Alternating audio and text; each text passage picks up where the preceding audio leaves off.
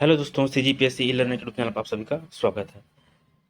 आज हम एक ऐसे नगर के बारे में पढ़ना शुरू कर रहे हैं जो कि छत्तीसगढ़ के एवं दक्षिण कोसल की प्राचीन राजधानी होने का जिसको गौरव प्राप्त है, जिसे छत्तीसगढ़ का एक खोया हुआ शहर भी कहा जाता है। द लॉस्ट सिटी, क्या कहते हैं, the lost city of Chhattisgarh के नाम से भी जाना जाता है। वह कौन सा जगह है? वह है आधुनिक सिरपुर महासमुंद का। ठीक है, तो चलिए शुरुआत करते हैं। सबसे पहले हम इसके इतिहास के बारे में जानते हैं, है ना। ठीक, संपन्नता की नगरी जिसने अपने गर्भ में विभिन्न धर्मों के प्राचीन संस्कृतियों को संजो करके रखा है, जिसको प्राचीन काल में जिसको जिसको प्राचीन काल से ही अनेक नामों से जाना गया था, जिसमें प्रमुख है चित्रांगदापुर, श्रीपुर, मणिपुर और वर्तमान में उसको सिरपुर के नाम से जाना जाता है।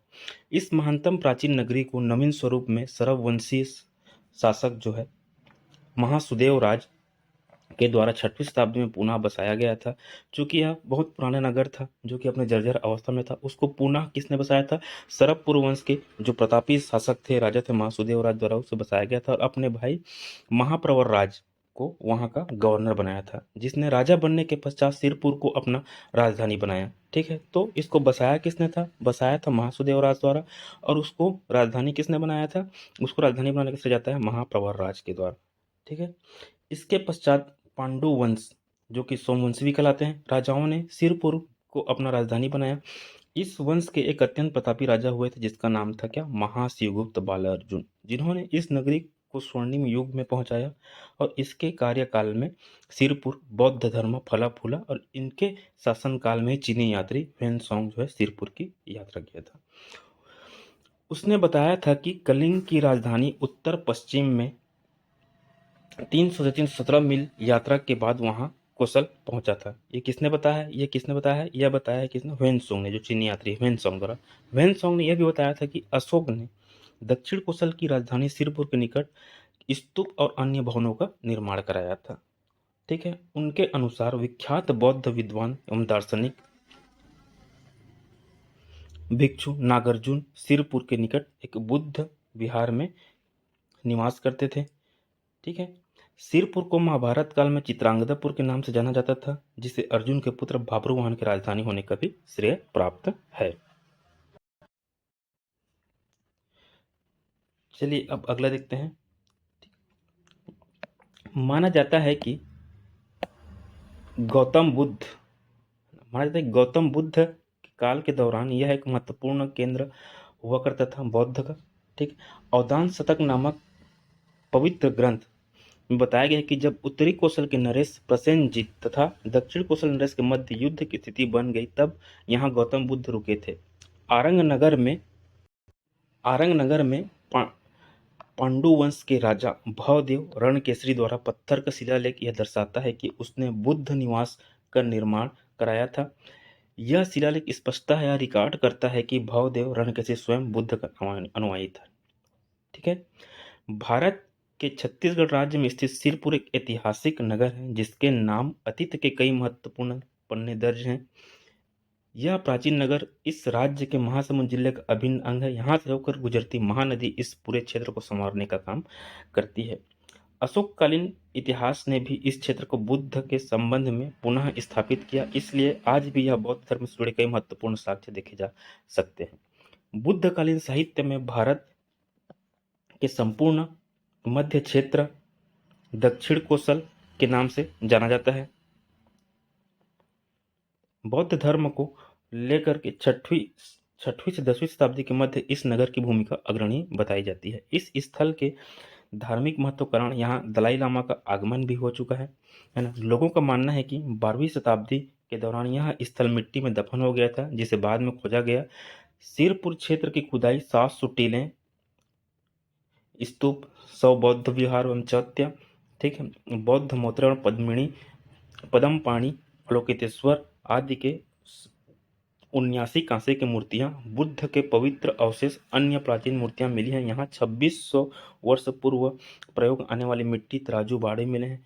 22 वर्ष पुराना भिक्षा पात्र भी मिला है। यहाँ धातु के अद्भुत तारा की भी मूर्ति प्राप्त हुई है। तो यह ऐसा है एक प्राचीन नगर सिरपुर, जो हमारे छत्तीसगढ़ के महासमुंद जिले में स्थित है।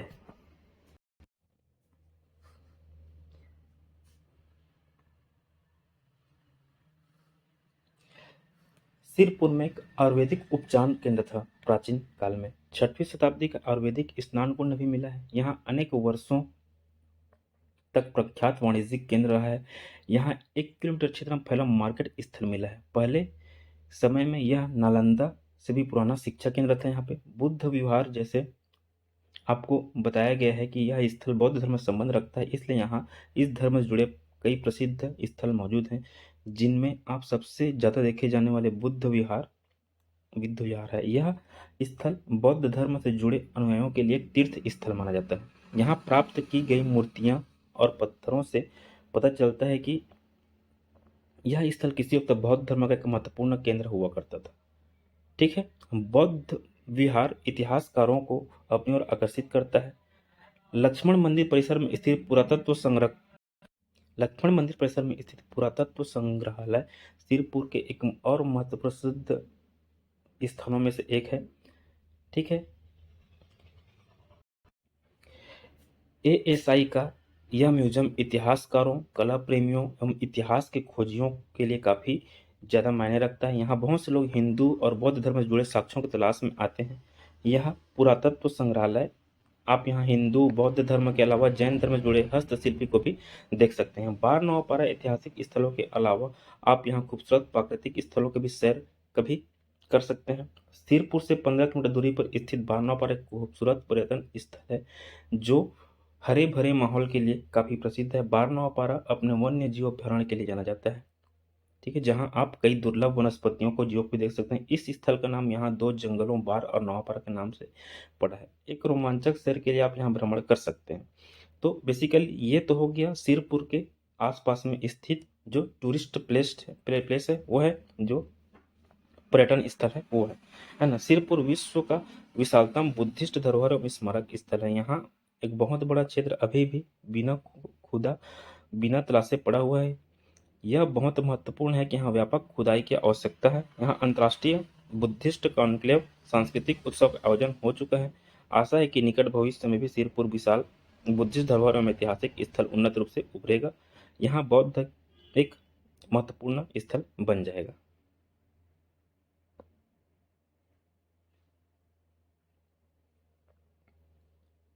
ठीक है, सिरपुर में महानदी ईशान कोण में मिलती है।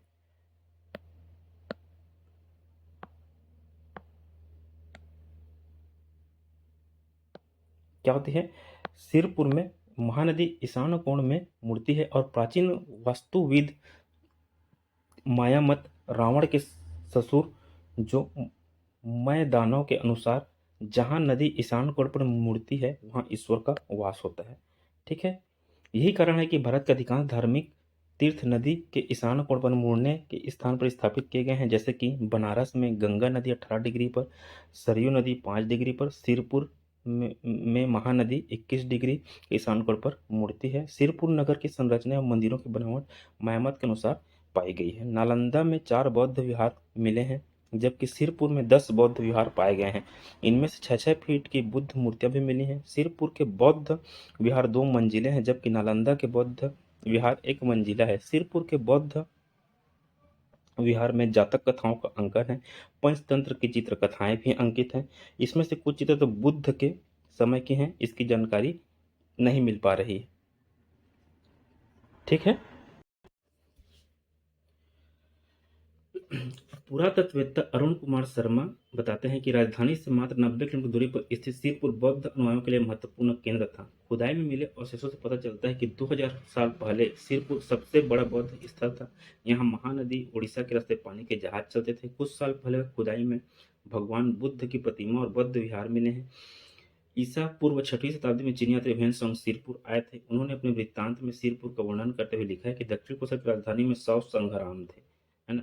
इस क्षेत्र का राजा हिंदू था और यहाँ सभी धर्मों का सम्मान किया जाता था। इस क्षेत्र का राजा हिंदू था कहने का अर्थ आता है जो महासिद्ध बालार्जुन के बारे में उन्होंने बताया है। सिरपुर नदी के किनारे अनेक बंदरगाह मिले हैं जो हजारों साल पहले यहाँ जहाज चलने की बात को प्रमाणित करते हैं। ठीक है।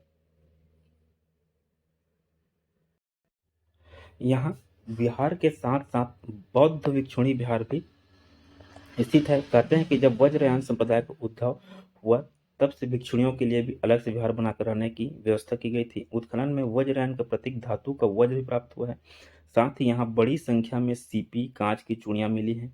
प्राप्त मुद्राओं में बौद्ध धर्म संबंधित सूक्तियां अंकित हैं। बुद्ध के अलावा अन्य मूर्तियां 7वीं शताब्दी के बौद्ध बीज मंत्र उत्कीर्ण हैं। गंधेश्वर मंदिर में मिली बुद्ध की प्रतिमा 8वीं शताब्दी के अक्षरों में बौद्ध मंत्र उत्कीर्ण। बताया जाता है कि आनंद प्रभु कुटी विहार का उपयोग बौद्ध भिक्षु भिक्षुओं द्वारा आवास के रूप में किया जाता था। यहाँ इस विहार की सीढ़ियां भी मिली है जिसका अनुमान लगाया जा सकता है कि वह 2 मंजिला हो रहा होगा क्योंकि ह्वेनसांग ने 10,000 बौद्ध भिक्षुओं के सिर पर निवास करने का जिक्र किया है। हर मठ में एक सीढ़ी है जिससे ऊपर जाया जा सकता है। यहाँ एक प्रवेश द्वार है, इससे लगा कमरा कोषागार लगता है, इसलिए कोषागार में जाने की समीप एक कमरे दीवार के आधार खिड़की नुमा पल्ला होने का संकेत मिलता है। अन्न भंडार कोषागार व्यवस्था हर मठ देखने मिलता है। सामूहिक अध्ययन के लिए एक बड़ा कमरा एवं कुछ कमरे स्थित हैं। यह सारा अध्ययन जो हमारे पुरातत्ववेत्ता अरुण कुमार जी के लेख है उससे लिया गया है। सिरपुर में सभी बौद्ध विहार उच्च कोटि के ईंटों से निर्मित है। विहार तल योजना में गुप्तकालीन मंदिर तथा आवासीय भवन का निर्माण किया गया है। विहार में भिक्षुओं का ध्यान निवास स्नान के अलावा अध्यापन की सुविधाएं हैं। खुदाई में 43 रिहायशी कमरों के अवशेष मिले हैं। प्रत्येक विहार के सामने बरामदा सभागृह है। पीछे की ओर भिक्षुओं का निवास स्थल है। कुछ कमरे बड़े कुछ बहुत छोटे हैं। महाश्रीयुक्त बालार्जुन के शासनकाल में आनंद प्रभु नामक भिक्षु विहार का निर्माण कराया गया था। आनंद प्रभु कुटी विहार में 16 पत्थर के स्तंभ हैं। सभा मंडल में छज्जा मूर्तियां इसी पर आधारित है। बुद्ध की एक प्रतिमा जो बंद कमरे में है, इसे प्रतिमा के दक्षिण दिशा में पद्म पाणी की पूर्ण आकार की प्रतिमा है। देव मंदिर के दक्षिण में गंगा की ओर वाम में यमुना बैठी है। मठ के बरामदे में 14 कमरे हैं। सभी में आले हैं।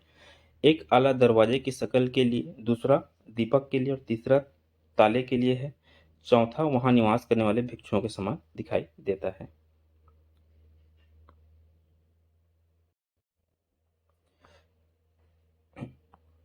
तिवरदेव बौद्ध विहार। तिवरदेव बौद्ध विहार जो दक्षिण कोसल में 2002-2003 को उत्खनन प्राप्त अब तक के सबसे बड़े विहार के रूप में तिवरदेव बौद्ध विहार का नाम लिया जाता है। तिवरदेव महाविहार विशाल एवं भव्य है। इसकी शिल्पकला अद्भुत है। यह बौद्ध विहार लगभग 902 वर्ग मीटर में फैला हुआ है। इसके 2 भागों में विभक्त किया जा सकता है। प्रथम विहार के मध्य में 16 अलंकृत प्रस्तर स्तंभों का मंडप है। इसमें 16 जो है एक पत्थर का खंभा बना हुआ है। इस ध्यान मुद्रा में बुद्ध सिंह मोर चक्र आदि के इस जो खंभे हैं उसमें उकेरे गए हैं। गर्भगृह के पश्चिम भगवान बुद्ध की प्रतिमा स्थापित है। इस विहार के चारों ओर भिक्षुओं के रहने के लिए बीच में आंगन है। गर्भगृह है। गर्भगृह के सामने मंडप है। चारों ओर गलियारा है। इस विहार में जल निकासी के लिए भूमिगत नालियों के अवशेष मिले हैं। इस विहार के प्रवेश द्वार में हाथी युगल मूर्तियों से सज्जित है। सिरपुर बौद्ध धर्म से संबंधित पाषाण प्रतिमाओं के अतिरिक्त धातु प्रतिमाएं तथा मृण्मय पुरावशेष भी उपलब्ध हुए हैं। मध्य प्रदेश में स्थित सांची स्तूप की तरह बौद्ध विहार जातक कथाओं का अंकन है और पंचतंत्र की चित्रकथाएं हैं जैसे कि मगरमच्छ वानर आदि कथाएं उकेरी गई हैं। एक स्तंभ में कुम्हार द्वारा चाक की मिट्टी के बर्तन बनाने का दृश्य उस दौर के व्यवसाय एवं उसके महत्व को दर्शाते हैं। सिरपुर के सभी मूर्तियां पत्थर से बनी हुई हैं। यहाँ हंस मयूर के चित्र बहुत आयत मिलते हैं। शिव पार्वती गणेश की प्रतिमा तथा महिषासुरमर्दिनी की मूर्तियां भी मिलती हैं। यहाँ गंगा माँ की मूर्तियां भी बनाई गई हैं। बेसिकली ये फोटो जो है वहाँ का बौद्ध स्तूप का है ना। 10 बौद्ध विहार लगभग 10,000 बौद्ध भिक्षुओं के अध्ययन के पुख्ता प्रमाण मिल चुके हैं जिनमें से कि बौद्ध विहार है। ठीक है, बौद्ध स्तूप है।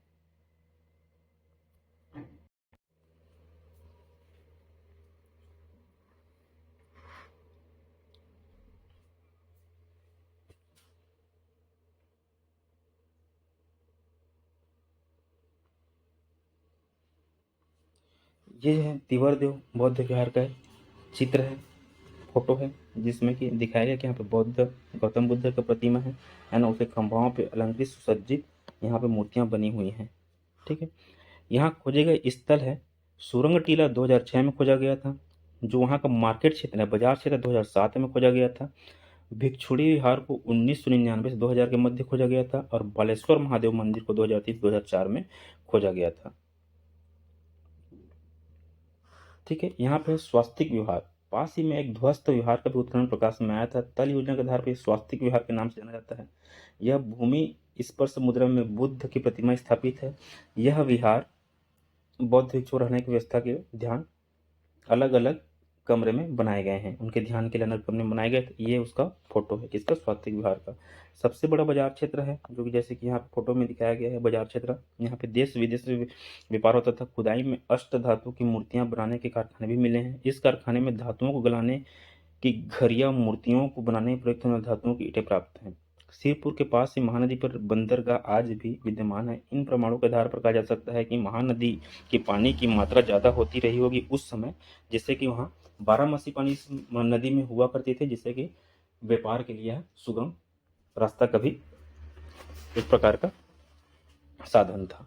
7वीं शताब्दी के पश्चात इस क्षेत्र में जबरदस्त भूकंप आया, जिसके कारण सिरपुर ध्वस्त हो गया था। यहाँ प्राथमिक उत्खनन में इस बाढ़ भूकंप के प्रमाण सुरंग टीले, मंदिरें के सीढ़ियों के टेढ़े होने, मंदिरों भवनों की दीवारों पर पानी के रुकने के साथ साथ बाढ़ के महीन रेत युक्त मिट्टी दीवार के निशान मिलते हैं, जिससे यह प्रमाणित होता है कि जो मौसमी घटनाएं उस समय हुई हैं बदलते हुए वातावरण के साथ, जिससे कि यह क्षेत्र पूरी तरह से तबाह हो गया था और जमींदोज हो चुका था।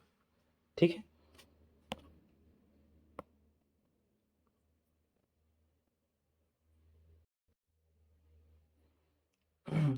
प्रोफेसर अरुण कुमार शर्मा ने बताया है, पुरातत्ववेत्ता अरुण कुमार शर्मा ने बताया है कि सिरपुर में भगवान तथा तथागत बुद्ध आने के प्रमाण पत्र मिले हैं। भगवान तथागत यहाँ चौमासा बिताया था, 4 मास यहाँ रहे थे। उनके सिरपुर आगमन की याद में चिर स्थायी बनाने के लिए यहाँ 3री शताब्दी में सम्राट अशोक के द्वारा बौद्ध स्तूप निर्माण करवाया गया था। उस स्तूप के अधिष्ठान के बाद ही 2री शताब्दी में बड़ा किया गया था, उसको बढ़ाया गया था। इस अधिष्ठान पत्थरों में पूर्व ईसा के पूर्व 2री शताब्दी में अक्षरों में बौद्ध भिक्षु के नाम तक खुदे हुए भगवान बुद्ध के समय से लाया गया वट वृक्ष अभी भी कांतरित शाखा के साथ बाजार क्षेत्र में विद्यमान है।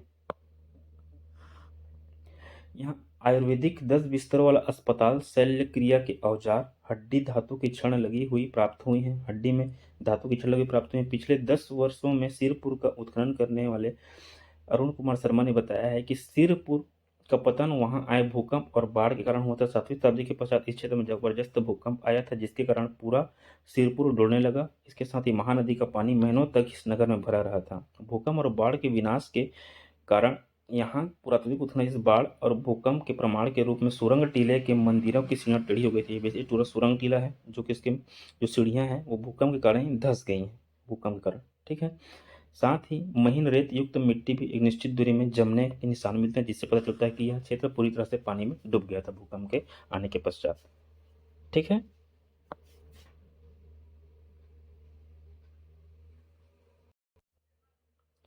इस क्षेत्र में महानदी उड़ीसा के रास्ते पानी के जहाज चलते थे, जिससे कि व्यापार यहाँ पे सुगम था।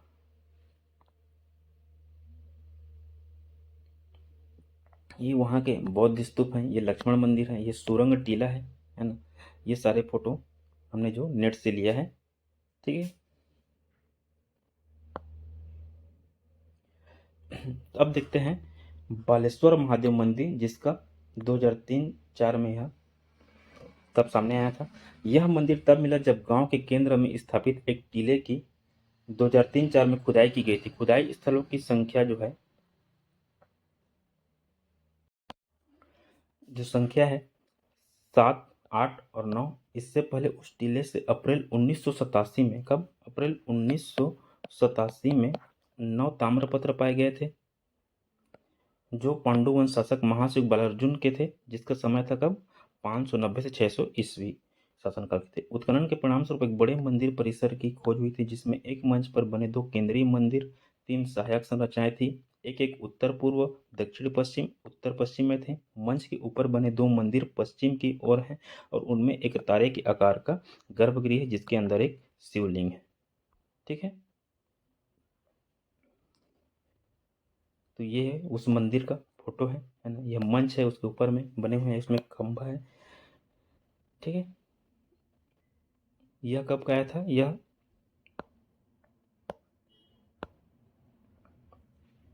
जब 2003-4 में वहाँ पे एक खुदाई की गई थी, तब यह सामने आया था, ये मंदिर जो 2003-4 में।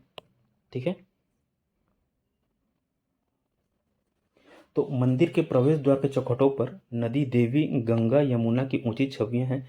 2 अन्य पैनल भी खोजे गए हैं, दोनों में एक पुरुष आकृति, 2 महिला आकृतियां दिखाई दे रही हैं।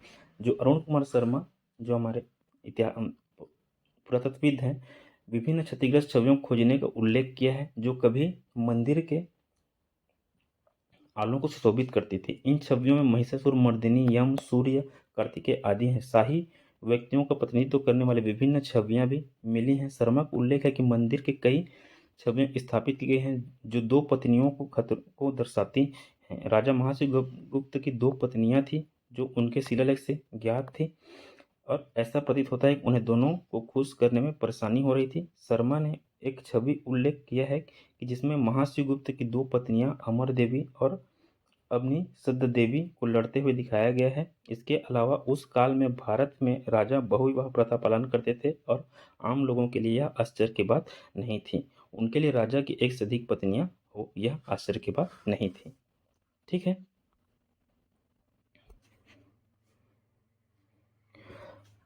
वहीं पे एक राम मंदिर स्थित है, कहाँ? सिरपुर में। यह लक्ष्मण मंदिर से 100 मीटर के जो दक्षिण पूर्व दिशा में स्थित है। इसे सिल जो लाल ईंट का भी, इसको बनाने में भी लाल ईंट पत्थर का प्रयोग किया गया है, जैसा कि लक्ष्मण मंदिर में प्रयोग किया गया था। यह स्टार शेप के पत्थरों से निर्मित है। ठीक है, स्टार शेप के ये पत्थर से निर्मित एक महानदी ये मंदिर है। यह मंदिर आज लगभग 600 ईसा पूर्व बनाया गया होगा, जो कि इसके स्टार शेप में जो यह मंदिर बनाया गया है ना, और रूप और टावर जो है इस मंदिर को वो खो चुका है। ठीक है, तो राम मंदिर भी है सिरपुर में, जो कि कहाँ है? वह लक्ष्मण मंदिर से 100 मीटर के दक्षिण पूर्व दिशा में स्थित है।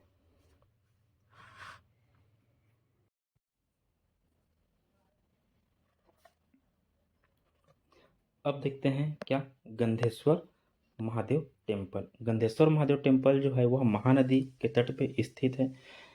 यह इसमें जाने के लिए पत्थर की सीढ़ियाँ बनी हुई हैं, है ना। टेम्पल को फिर से उसको रीपेंट और रीवॉश किया गया है। इसमें जो है ना, जो इसमें पत्थर के स्लैब लगे हैं उसमें संस्कृत में और जो देवनागरी लिपि में स्थित, जो कि एक इसमें जो शिलालेख पाया गया है ना, शिलालेख में संस्कृत भाषा में और देवनागरी लिपि में उल्लेखित है, जिसका जो स्टार्ट होता है किससे? ओम से। ठीक है, ओम से स्टार्ट होता है। यह मंदिर जो है लगभग 8वीं सेंचुरी के हैं। हिंदू, बौद्ध और जैन जहाँ पे स्कल्पचर पाए गए हैं, है ना, गंधेश्वर टेम्पल कॉम्प्लेक्स में। ये जो है उसका नदी किनारे का दीवार है। ये लक्ष्मण मंदिर है। लक्ष्मण मंदिर के बारे में हम एक अलग से वीडियो बनाएंगे, क्योंकि लक्ष्मण मंदिर एक बहुत इम्पोर्टेंट, एक एग्जाम के दृष्टि से बहुत ही इम्पोर्टेंट एक स्ट्रक्चर है छत्तीसगढ़ का। इसको हम एक अलग से वीडियो इसके लिए लेकर आएंगे। ठीक है, यह वीडियो समाप्त होता है। ऐसे ही और वीडियो के लिए हमारे CGPSC e learning YouTube channel को सब्सक्राइब कीजिए, लाइक कीजिए और शेयर जरूर कीजिए। साथ ही हमारा टेलीग्राम चैनल और इंस्टाग्राम को भी फॉलो कीजिए, जिससे कि आपको डेली क्वेश्चन आंसर जो क्विज के पैटर्न में मिलेंगे। इससे आपकी तैयारी को आप परखने के लिए बहुत ही सहायता होगा। Thank you.